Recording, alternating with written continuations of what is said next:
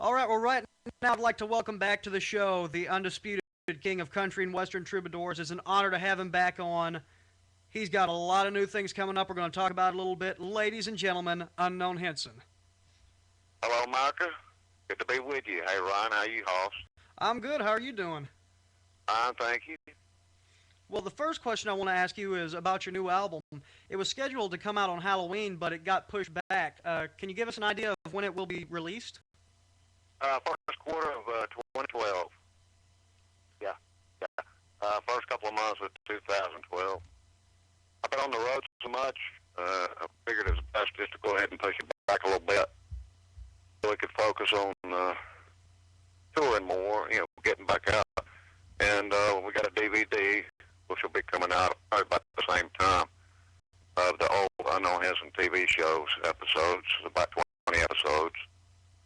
So, we got the new CD coming out and a DVD.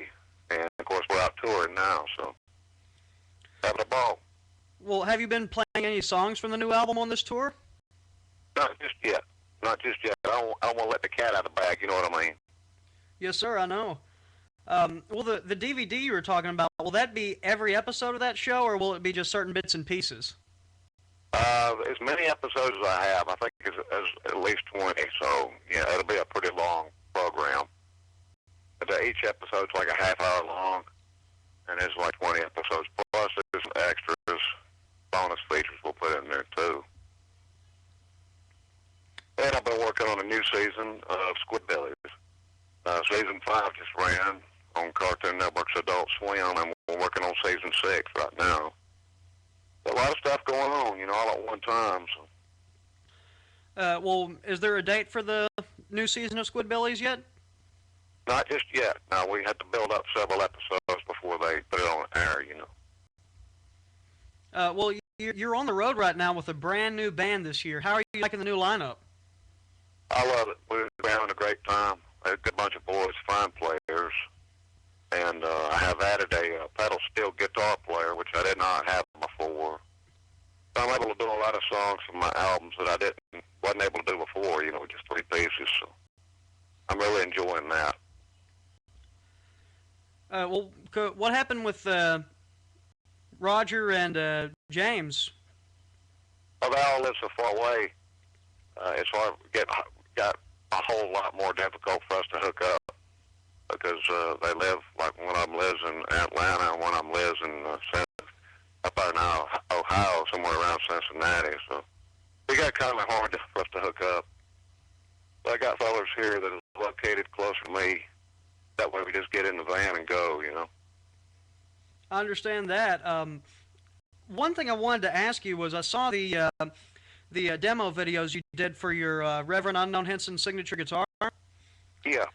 And I'd always been wondering, because I've been trying to listen and see if I can recognize the tone of it, but what kind of distortion pedal do you use? Because I love the distortion you get.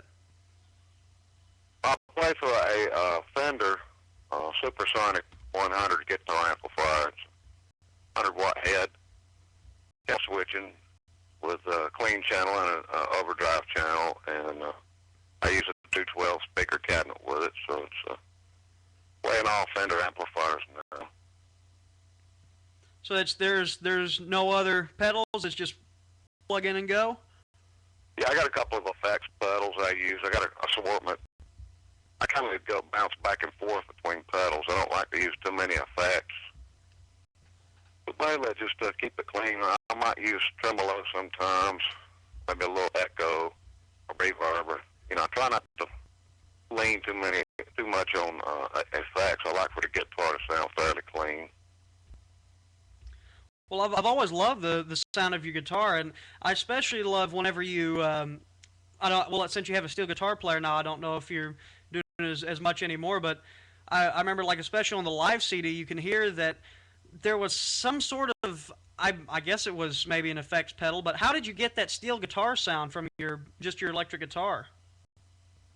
Just a lot of string banding. Where you fret two strings in harmony, and then you bend the third string. Sort of, it's kind of like the way a pedal steel works. You'll either drop the root note or bend the root note up like either a full harmonies with it, and it kind of sort of sounds like a pedal steel, like you're moving one of the pedals to raise or lower the root note of the chord, whichever one you're playing.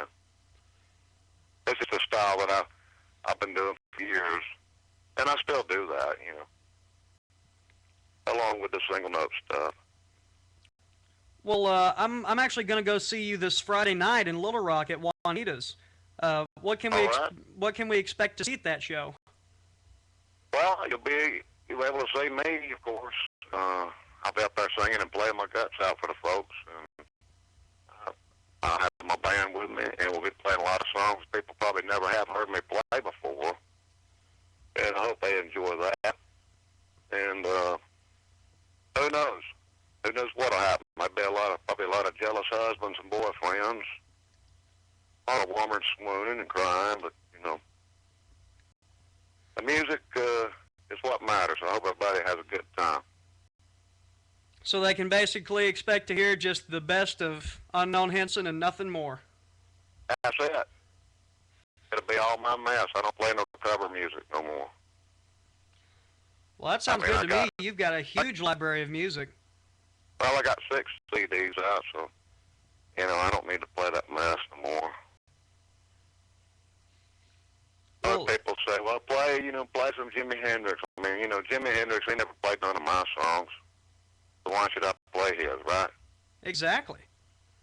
And speaking of cover music, I noticed that at your first show this year in Nashville, Ed King from Leonard Skinner joined you on stage. How did you two first meet? Oh, I've known Ed for several years. He's a good friend.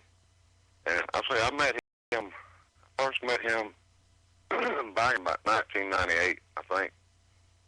And he had got a videotape, a VHS tape of an old TV show, and he kind of enjoyed it. And we struck up a conversation about that. He come to see me one night. I'm finding out he got a hold of that tape.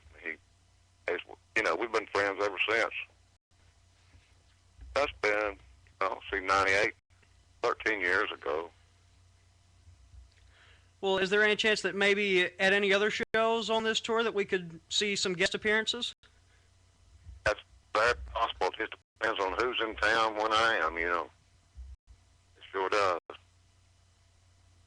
That's always a lot of fun. Somebody comes up that wants to set in or whatnot, get shot by no Hinson, whatever. Well, one thing that's kind of in the news right now is the fact that the touring business for artists, is becoming a little bit harder to do just because of the bad economy. Have you noticed any effect on your touring? No, not one bit. As a matter of fact, my crowds have been better on this tour, I'd say, than they have been ever. I mean, it's been great. It's really been great. Well, I think the people they don't get to see me that often. I don't go to the same town too many times in a row. I might go like once a year. At the most, I might do twice a year in the same location. But we're venturing out. We're going out west for a big tour in the spring, which will include, Texas, Arizona, New Mexico, and of course, all the way up the West Coast, California, all the way up to Seattle, Well, and that's what I was just fixing to say, is that you only come here, at least I know you only come to Little Rock about once every year, so you're not really, a lot of people are having trouble with coming to one place too much. I think that's one reason why the crowds are going down, but you come once a year, and you bring your A game every time you come. That keeps people coming back. And so is that pretty much why you think that you've been doing so well? Well, I reckon. I don't know. I just I don't stay on the road like some bands will stay on the road. They'll play 300 days a year. I don't do that. And a lot of bands have big tour buses and a lot of overhead and big crew and everything, so they got to keep working around the year. They got to stay on that road all the time. But I do like to come home, take some downtime, buy new material, record, and take it easy every now and then, you know. Well, to anybody listening that doesn't already know, you sign autographs after the show for the fans, right? Every time, yes, sir. So, in other words, I'll be able to finally meet you in person on Friday night? Absolutely. I mean, if people think enough of me to pay their hard-earned money to come see me, I will wait there till the last person in line. If they want to just say hello or get me to sign something, I'll be happy to, because I love my fans, and without them, I would not have a job. So, yes, sir, I'll be happy to meet and greet and take a picture with anybody as long as they think enough of me to come see me. That's the least I can do. Well, and I'm looking forward to coming and see you on Friday night, and looking forward to meeting you, and looking forward to a great show. Again, that's going to be at Juanita's in Little Rock, live on Friday night. Tickets are available right now, and Unknown, as always, it's a pleasure. Thank you for coming back on my show, and I'll see you on Friday night.